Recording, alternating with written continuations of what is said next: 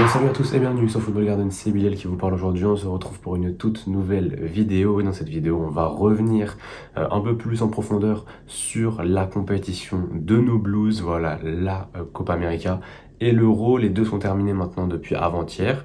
L'Argentine et l'Espagne ont gagné les compétitions respectivement et on va revenir sur les 10 joueurs de Chelsea qui ont participé à la compétition ou au moins ont fait le trajet pour pouvoir aller jouer la compète. Donc du coup il y en a 9 qui sont officiellement dans le club, un qui, voilà, on va pas se mentir, on en parlera tout à l'heure, mais il y a un des 10 joueurs qui, bon, moi je le considère plus comme un joueur de Chelsea depuis maintenant pas mal de temps, mais dans les faits c'en est un, donc on va en parler.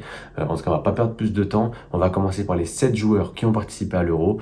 Puis ensuite, on parlera des 3 joueurs qui ont participé à la Copa América. On commence avec les joueurs qui ont participé à l'Euro et on commence directement avec Marc Cucurella, évidemment, l'Espagnol vainqueur de l'Euro. 6 matchs joués sur 7, il a juste pas joué le match contre l'Albanie. On rappelle Luis de la Fuente, voilà, l'Espagne était déjà qualifiée, donc Luis de la Fuente avait mis un 11 totalement de remplaçants avec juste voilà 11 joueurs qui n'étaient pas titulaires aux 2 premiers matchs. Donc du coup Cucurella n'était pas titulaire contre l'Albanie, mais hormis ça voilà, il a joué 6 matchs sur 7, 546 minutes jouées. J'ai réécrit quelques stats, mais en tout cas on a 7 occasions créées, c'est pas mal pour un latéral, 12 fautes subies, ça c'est vraiment pas mal aussi. On est sur 64% de duels au sol et 63% de duels au sol, de duels aériens, excusez-moi, gagnés. Donc du coup on est sur à peu près 63,5% de duels gagnés pendant l'Euro.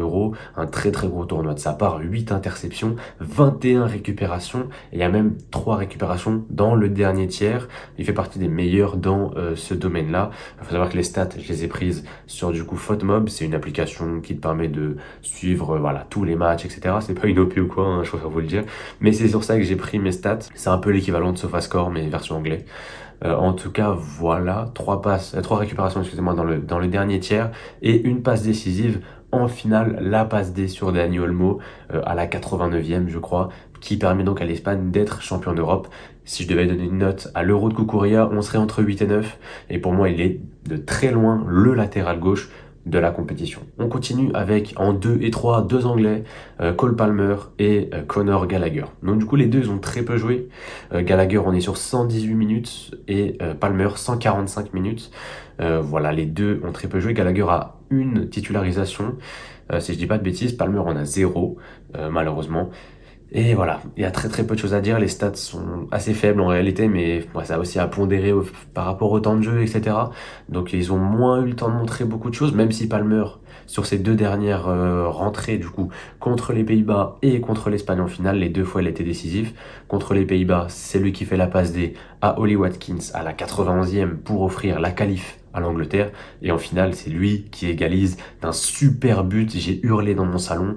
Voilà, super but de Cole Palmer. Malheureusement ça n'a pas été suffisant. Il va malheureusement finir cet Euro bredouille avec la médaille d'argent, mais il aura fait un bel Euro. Voilà, Palmer je lui donne entre 6 et 7, peut-être 7, et Gallagher je lui donnerai entre 5 et 6, peut-être un 5,5 sur cet Euro. Gallagher j'ai trouvé un petit peu en difficulté. Et voilà, par rapport à sa saison avec Chelsea, je l'ai trouvé vraiment dans le mal en fait. Dans le mal, peut-être que c'était physique, peut-être qu'il avait du mal à suivre. Voilà, peut-être que c'est pas le schéma de jeu qu'il préfère. En tout cas, voilà, je l'ai pas trouvé percutant, je l'ai pas trouvé impactant comparé à un Kobe Mainoo qui, à partir du moment où il a été titulaire, je pense à partir du 3e match, je dirais, a joué jusqu'à la finale et a été très très bon. Donc voilà, c'est pour ça que Gallagher, je lui mettrais à peu près la moyenne quand même, mais pas beaucoup plus. On continue avec notre Ukrainien Mikhailo Mudryk. Mikhailo Mudryk, 2 matchs joués sur cet Euro. Il a joué les 2 premiers matchs, le 3e il était sur le banc. 175 minutes jouées sur 180, donc voilà, il est sorti à 5 minutes de la fin. J'ai quand même ressorti une stat, c'est au niveau de ses dribbles réussis. 5 dribbles réussis pour lui en 2 matchs, ça fait de lui un des meilleurs dribbleurs de la compétition, sachez-le, surtout que c'est par rapport au temps de jeu, etc. Je crois que c'est Kylian Mbappé qui a réussi le plus de dribbles, si je dis pas de bêtises. Et j'ai aussi noté 63% de duels remportés pendant cet Euro, c'est pas mal. Voilà, c'est pas mal, ça reste un joueur qui a énormément de déchets, on l'a vu cette saison avec Chelsea, donc là, beaucoup moins de déchets, 63% de duels remportés, c'est pas mal, mais du coup, j'ai moins vu ce Mudryk que j'avais vu avec l'Ukraine de manière générale. C'est un Mudryk qui prend le ballon et qui n'hésite pas à essayer de faire des différences. Là, on avait moins ce Mudryk qui essayait de faire des différences, comme il le faisait régulièrement avec l'Ukraine, et on avait vraiment le Mudryk de Chelsea. limite en beaucoup plus scolaire, voilà, c'est je prends le ballon, je fais genre de partir, passe en retrait, et cetera. Il tentait 1 ou 2 fois par match d'aller déborder, mais honnêtement, voilà, on a assez peu vu Mudryk. C'est vrai que l'Ukraine a été une de mes plus grosses déceptions de cet Euro, parce que j'en attendais énormément. Voilà, le quatuor offensif avec Soudakov, Tsigankov, Dovbyk, Mudryk, je m'attendais vraiment à quelque chose d'incroyable, et au final, celui qui a peut-être le plus montré, bah, c'est Yaremchuk, donc voilà pour Mudryk, 1 euro à peu moyen, 1 euro moyen, voilà, je mets 5 sur 10, je pense, et voilà pour lui. On continue, et là c'est assez anecdotique, on va aller très vite. Djordje Petrovic, deuxième gardien serbe, il a pas joué un match, pas joué 1 minute malheureusement, et donc du coup, bah voilà, il y a rien à dire sur lui, mais il était quand même là, donc on en parle, voilà.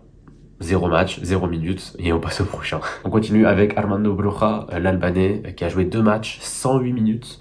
Voilà, j'ai une seule stat pour vous. Il a remporté 14 duels, c'est-à-dire 64% de ses duels pendant la compétition. Donc voilà, 14 duels remportés en 2 matchs, ça fait 7 duels remportés par match. C'est pas mal. Honnêtement, c'est peut-être la seule stat à peu près positive que je peux vous ressortir de lui.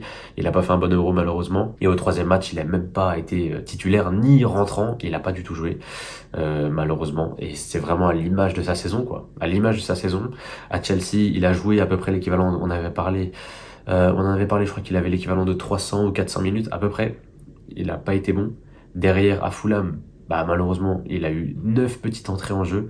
Bah les amis, fallait s'y attendre à 1 euro dans la continuité de sa saison.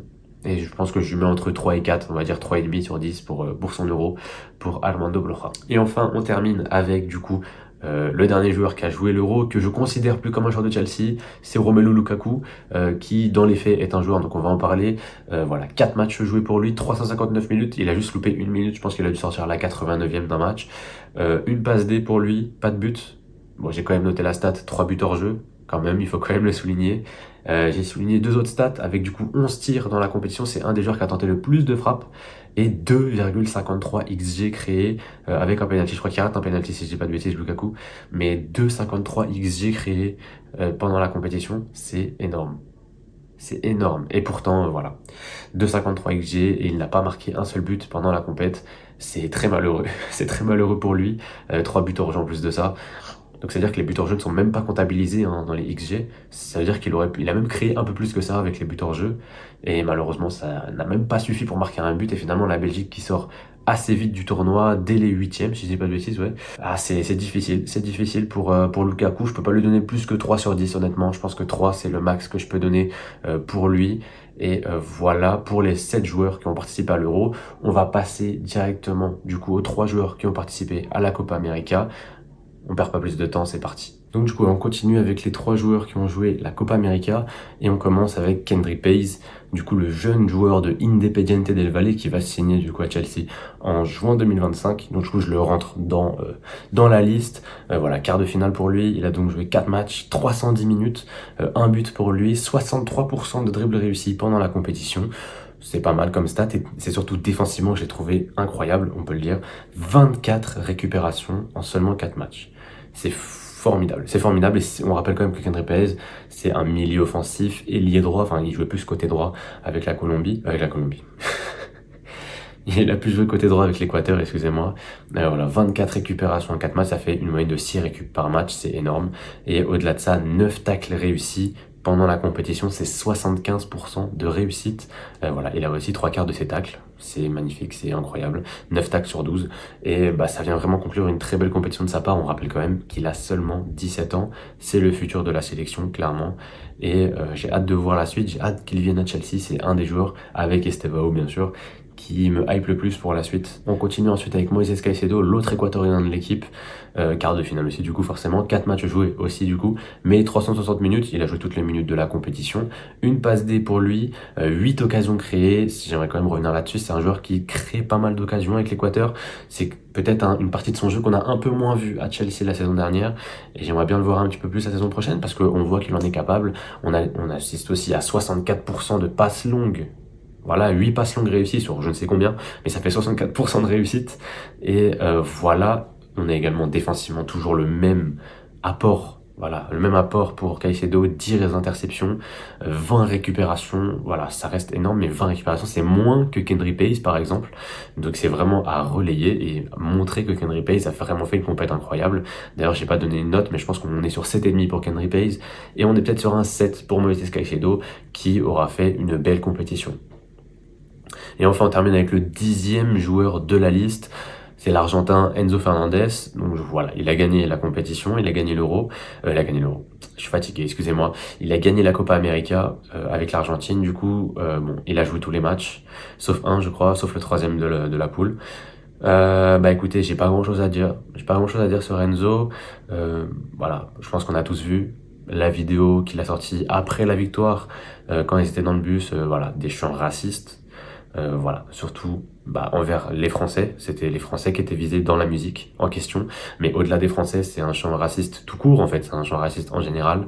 Et évidemment, on condamne tout ça ici. Donc du coup, je vais pas parler de Enzo. Voilà, il a gagné. Félicitations à lui. Mais j'en parlerai pas beaucoup plus. Voilà, je pense que j'espère en tout cas que Chelsea va être à la hauteur. Honnêtement, j'espère vraiment qu'ils vont être à la hauteur sur ce sujet-là. J'espère qu'ils vont le sanctionner pour de vrai, genre une vraie sanction, pas juste des excuses publiques sur le compte officiel, ça j'en ai rien à foutre. Voilà, il faut une vraie sanction, voilà, privez-le de salaire, je sais rien. Faites en sorte qu'il soit suspendu quelques matchs, qu'il ne puisse pas jouer le début de saison, voilà. Je sais pas, faites quelque chose. Honnêtement, faites quelque chose parce que c'est pas normal. C'est vraiment pas normal. En plus, il a le culot de filmer la vidéo en live Insta. Genre vraiment, pour lui, il n'y a aucun problème. Pour lui, là, ce qu'il a fait dans le bus, c'est tout à fait banal, c'est tout à fait logique, c'est tout à fait normal, et ça, j'arrive pas à le cautionner. Donc voilà, j'en parlerai pas plus de Enzo. Comme je l'ai dit, félicitations à lui. Il prend une Copa América un an après avoir pris la Coupe du Monde, un an et demi peut-être. Voilà, félicitations à lui. Moi, j'ai rien de plus à dire, et voilà, ça devient donc conclure les 10. Je vais pas envie de faire une vidéo vraiment euh, cassage de tête sur ça. Bon, c'est quelque chose qui me touche personnellement, évidemment, même si, bon, voilà, au-delà d'être français, c'est surtout la communauté noire qui a été visée, mais voilà, il faut quand même le dire, parce qu'à la base, ce chant, c'est un chant de supporter qui a été fait pendant la Coupe du Monde 2022 pour tailler Mbappé, en gros. Donc du coup, c'est surtout la communauté noire qui a été visée à la base, mais honnêtement, voilà, on peut le prendre personnellement. Moi, personnellement, je le prends personnellement. Je déteste ce genre d'agissement, donc honnêtement, voilà, je préfère vous le dire. Personnellement, et ce sera le cas pour tout le début de saison, je ne parlerai pas d'Enzo Fernandez. Je ne noterai pas Enzo Fernandez. Si Enzo joue un match, je ne noterai pas le match de Enzo. Je ne parlerai pas des matchs de Enzo sur la chaîne. Voilà. Même dans l'affichage, je ferai en sorte, je demanderai à Walid qu'ils mettent non noté à chaque fois parce que je ne noterai pas Enzo Fernandez. Ça, c'est clair et net pendant au moins plusieurs mois. En tout cas, voilà. Je préfère vous prévenir maintenant. Si vous, quand vous verrez les débriefs, si vous voyez que je note pas Enzo, bah, c'est pas pour rien. Je vous invite à donc revoir cette vidéo pour ceux qui auraient oublié. Voilà, je ne noterai pas Enzo Fernandez et je ne parlerai pas de lui pendant mes vidéos. Voilà. En tout cas, voilà, c'est tout pour moi. Moi, je vous laisse là-dessus. C'était Bilal de la chaîne Football Garden. On se retrouve peut-être bientôt ou pas, je sais pas encore, honnêtement. Parce que voilà, je pars en vacances très bientôt. Je suis pas sûr de revenir. Enfin, si je suis sûr de revenir, excusez-moi. Je me suis mal exprimé. Je suis pas sûr de pouvoir faire des vidéos avant de revenir plutôt. Donc du coup, voilà, je sais pas quand est-ce que la prochaine vidéo sortira.